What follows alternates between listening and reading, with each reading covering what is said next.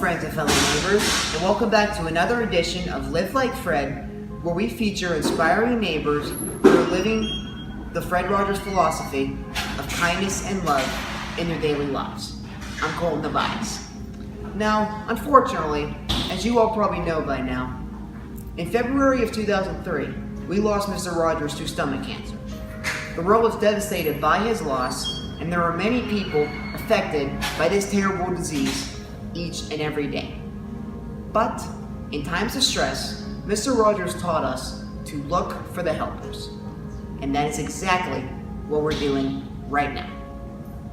For cancer patients, those helpers come in many different forms, but most importantly, they come from their nurses. Today, our inspiring neighbor is Mary Canny, who has dedicated her life to taking care of cancer patients as an oncology nurse for 42 years. She retired in January of 2015. However, even though she is retired from nursing, her time of helping people in need is far from over, as she is an active volunteer here at the Greater Pittsburgh Community Food Bank, family hospice, and palliative care, and also at Christian Bible Study. Mary, it is an absolute honor to meet you, and thank you so much for spending some time with us. Oh, thank you, Paul. It's my pleasure, really.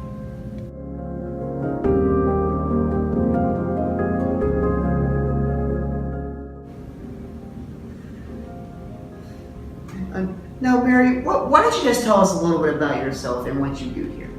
Well, I am a retired nurse. I worked for 42 years in the field of oncology, and I had a lot of time to think about what I was going to do when I retired.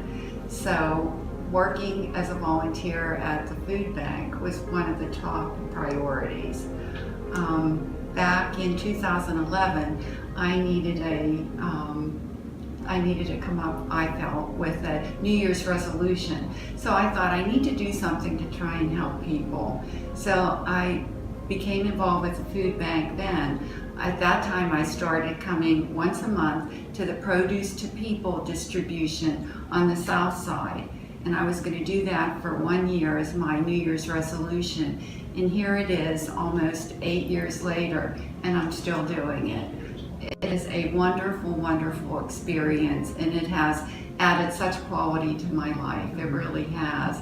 So when I retired, I thought I'd like to take that volunteering a step further. So I became a weekly volunteer at the Greater Pittsburgh Food Bank warehouse, and I've enjoyed it tremendously. It's just been marvelous. Absolutely. It seems like a very wonderful experience. Oh, it is. It really is. The people that volunteer here are just exceptional. They're just wonderful.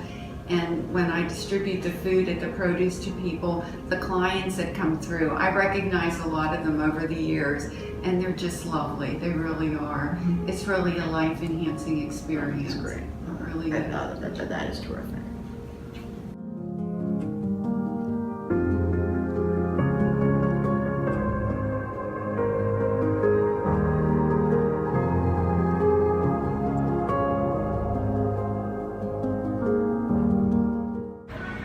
So I was just wondering, how do your donations come in? Like, do they come in from is it from you guys, or is it from donations? Like, how does that work? Okay, that's a very common question here at the food bank. So to give you a general overview, 80% of our food is donated, 20% is purchased.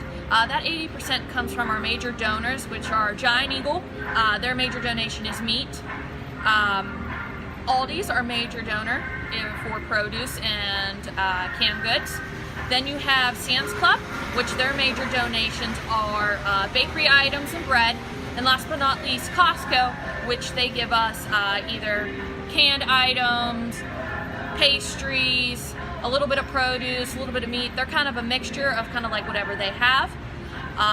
With all those donations that we receive, and then that other 20% is purchase product.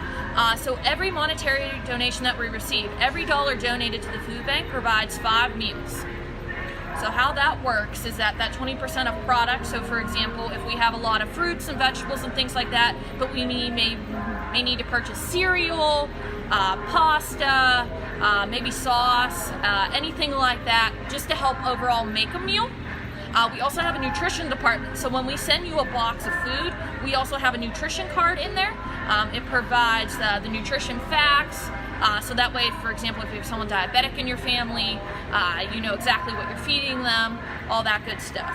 So from all those donations and everything, last year, the Greater Pittsburgh Community Food Bank was able to serve 33 million meals to our community, again, as we discussed, our 11 county service area. So we're always trying to grow and grow and grow. The actual need, though, however, in our area is 60 million meals. So each day, with volunteers like Mary, we have her and 8,000 others annually each year. We hope to continue that number and get it up to 60. Our goal is to do that, hopefully, within the next decade or two and eliminate hunger as a whole in our community.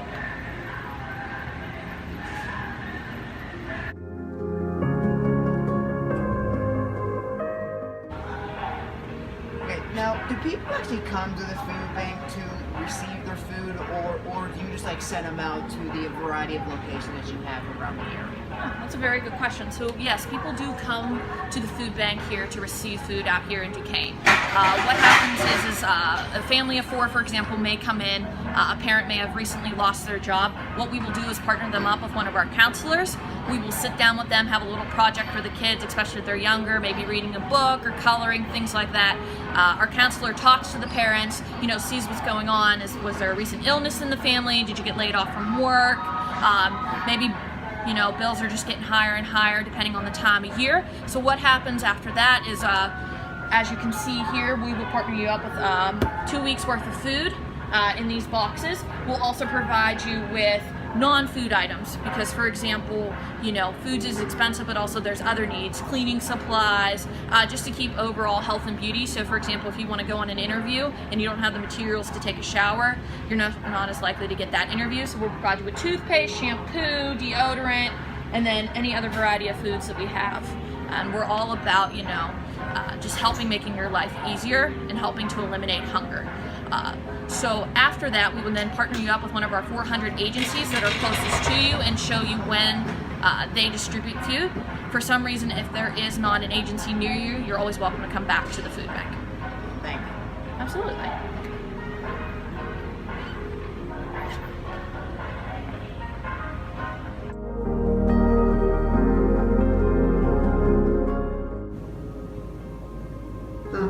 How has taking care of cancer patients, I guess, evolved from around the time when you started working until now? And I guess what I'm trying to get is, I guess with the emotional support, because I guess like when you started working there, I guess there really wasn't a lot for patients like there is now. Well, actually, when I first started working, there were no such things as oncology units or anything special for the oncology patients.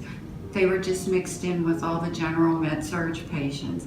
And then eventually they identified that the needs of the oncology patient were specific and they were different from the patient that came in to have their gallbladder removed or a hernia repair. Mm-hmm. So then they started with the oncology units, and then people too, employees, nurses, social workers became interested in working with oncology patients. Mm-hmm. So then it evolved that they had oncology nurses, oncology social workers, they had dietitians that covered the oncology units. Wow. So they really became focused on the needs of the oncology patients and how they differed from the general population of patients. They tried to include the patients' families. They came up with support groups for patients and families. Social workers became actively involved with the patients, as well as their support groups, their families, their friends.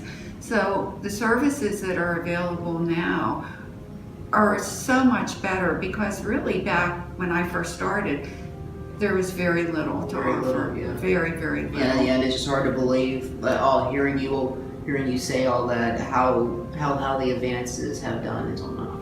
Oh, and the treatments have that have evolved are just tremendous. I mean, we have things that we can offer patients that we would have never dreamed of 40 years ago. And it's a really, really hopeful feeling because of the strides that we've seen in the different kind of treatment modalities. And it does provide tremendous hope for patients. We can offer treatments that are so precise and so specific, and also minimizing the side effects as well.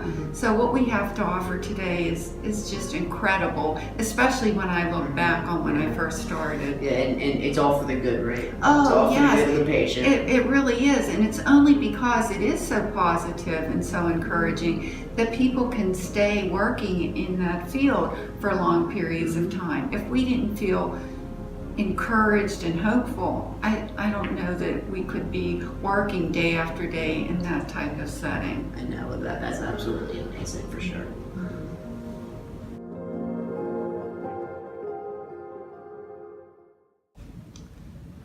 Okay, now Mary, Mr. Rogers always had a way of making everybody feel special. And I know for sure a long time ago, as you took care of my mother as a 17-year-old cancer patient.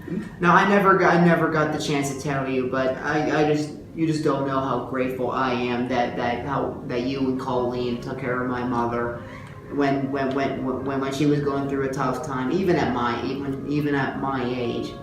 And like I wouldn't be here today without you, and my brother wouldn't be here today without you and Colleen, and I'm just so grateful for the amazing work that you did for her, and even being actually a motivator to actually do good in this world like this. So you are actually a factor to what we're trying to do here at Live Like Fred, and I could not thank you enough. Oh, that's sweet. I could not thank you enough. That's very sweet. Thank you. Thank you.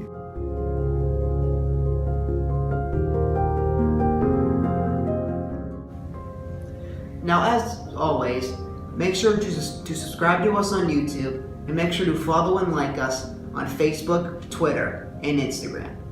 But more importantly, always remember to live like Fred. Thank you.